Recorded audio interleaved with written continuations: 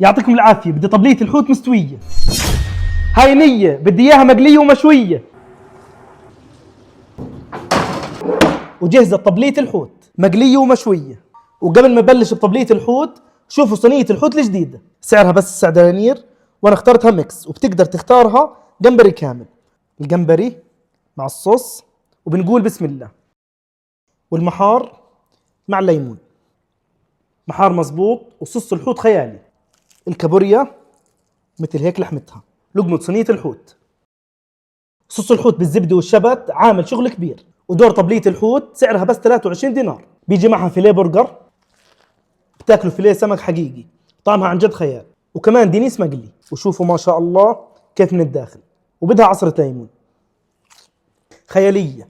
كاليماري، سمك فيليه، والروبيان المقلي، والدينيس المشوي على الفحم.